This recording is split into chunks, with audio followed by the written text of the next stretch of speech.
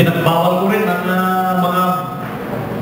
mga beer house, video key bars, saka tinanggal ko ang wedding. Mga hindi popular na gawain ng isang politiko ito. Kasi sabi nila, diyan daw nabubuhay ang isang munisipalidad, pero iba ang aking pagtingin. Ang aking gusto ay maging mapayapa ang isang bayan, kaya tinanggal ko lahat dyan. Dahil dyan nag-uumpisa ang gulo sa sugal, saka sa mga inuman na wala namang naibibigay ng kabutihan, lalo na sa ating mga kababayan. Paano niyo po napupunuan yung mga, halimbawa, ang inyong mga kababayan, mga sabihin na natin, mga united families, lalapit sila sa inyo at hihingi ng financial assistance. Respect to my fellow mayors. Hindi ako naniniwala na pag walang wedding, wala kang maibibigay na tulong o ayuda sa mga kababayan ko na nangangailangan ng tulong. Mali yun. Dapat yun ang isang baguhin ng ating mga kapwa mayors. Kung kaya nilang baguhin. Pero mahirap na. Nakapag-umpisa na sila. Samantalang ako, tinanggihan ko nung una, hanggang ngayon, wala akong tinatanggap at saka bawal ang pasugal doon. Yung mga tao may problema na nangangailangan ng tulong, nasa budget namin yun. Legal yung ibinibigay, hindi galing sa illegal.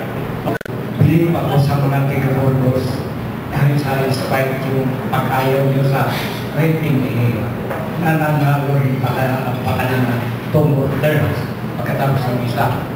Ang inaalala ko ngayon ay baka district-wide na ito. Yung panahon ni Burgos, ang mga mayors ayaw nila yung walang rating. Narinig ko, livelihood na sabi gano'n. Posible rin, or even probable, nasa buong distrito, bibihira ang barangay official o barangay captain na aayaw sa rating. Paano kaya hindi kaya gano'n may bilang ng dito? Mahirap yatang sagutin yun, pero kasi may panahon mo ng pagbabago. Kahit na masamang ginagawa mo ngayon, pag pumasok sa iyo ang paniniwala sa Panginoong Diyos, ay mababago ka binigyan tayo ng laya ng Panginoong Diyos na mabili ng mali at tama at mapagnilay-nilay siguro natin na binigyan tayo ng napakahabang panahon para magbago. Nakikinabang lang naman sa waiting money, kukunti, maniwala ba kayo dyan? Kukunti lang. Yung mayor, yung kapitan, yung sa mga board members natin, meron ding payula. Ewan ko kung alam ninyo. Pulis, sangguniang bayan, meron din. Bakit nagpapuluko ang mga tao? Di ba? Meron ng meeting, taya lang sila ng taya, pero yung payula, pumupunta sa mga opisyalis ng ating pamahalaan. Di yun ang ipresenta natin sa mga tao. Saka, yung meeting na yan, isa ako sa mga ayaw na ayaw yan dahil walang napupunta sa gobyerno, pumupunta sa bulsa ng ating mga opisyal.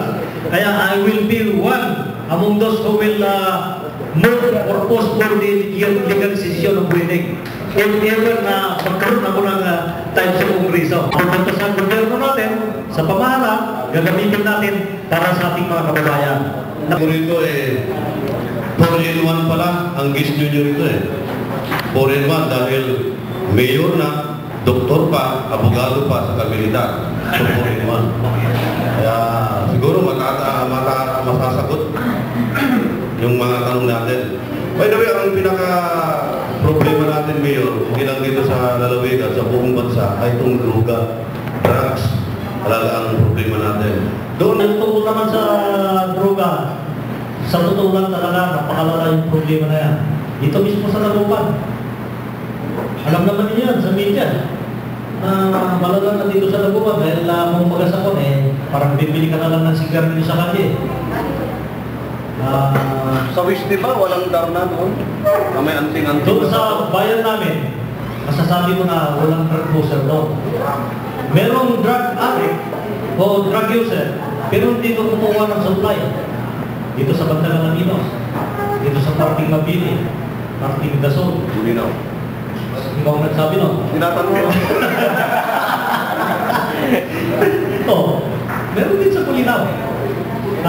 Kaya siguro kailangan pagtunan natin ang pansin yan, tulong-tulong tayo, ang media, ang gobyerno, di ba? Ang ating mga kababayan, na maging mapagmatyan at kung ano man ang makita na pinagkagaling ng pinagbabawal na gamot ay i-report kagad sa kinauukulan. Yung kinauukulan na baka mamaya magkamali kayo sa hindi naman lang ng pulis natin ay magkino, di ba? Meron din tayong mga kapulisan na gumagawa ng kalubuhan. Kaya kung hindi natin mapigil yung droga sa ating bayan, darating ng araw, ang mamumuno sa atin ay mga drug addict. You better shoot us. Tungkol po sa waiting, ano po yung gusto niyong mangyari po sa waiting? Eradication o yung legalize? Tapos ano po yung mapapayo niyo sa mga fellow mayors dito sa Pangasinan? Meron tayong alternative kasi dyan na pinag-isipan ko. Yung small town lottery. Itulak yung small town lottery para pupunta sa pamahalaan natin yung mga payula na ibinibigay sa ating mga public officials.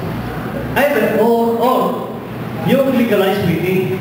Legalized waiting. Pero alam ko yung legalized waiting yung stale eh. Parang gano'n na rin. Gano'n para mas maganda yung merong pupunta sa gobyerno, gagamitin para sa ating mga kababayan. Stop totally waiting.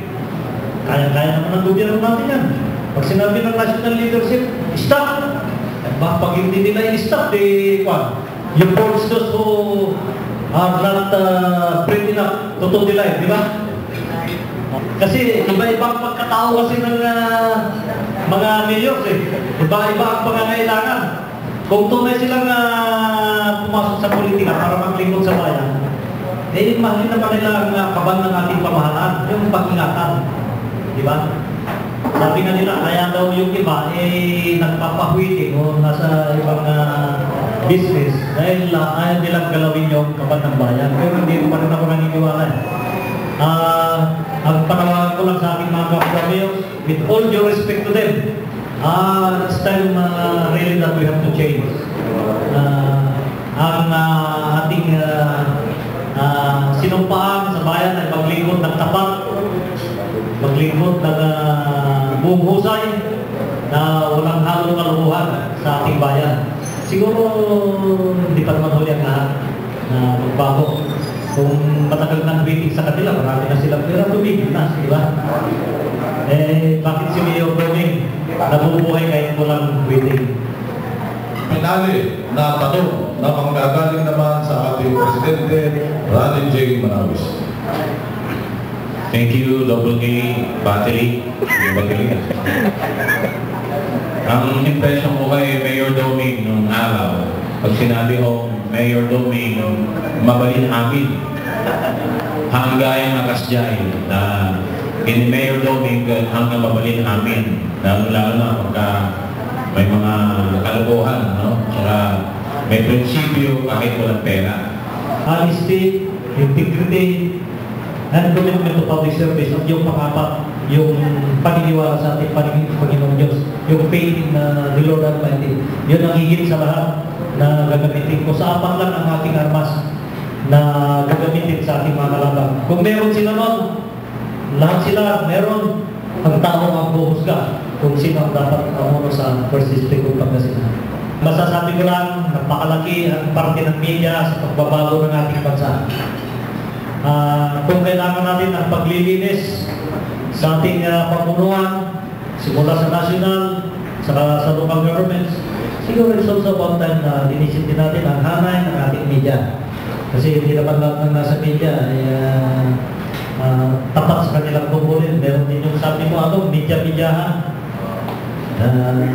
Nagsabit ng ID, media na. Kaya tayo, tulong-tulong. Kayo, ako, tayo lahat. Magkaisa, magtulong-tulong para makamtan natin ang tunay na pagbabago sa ating bayan.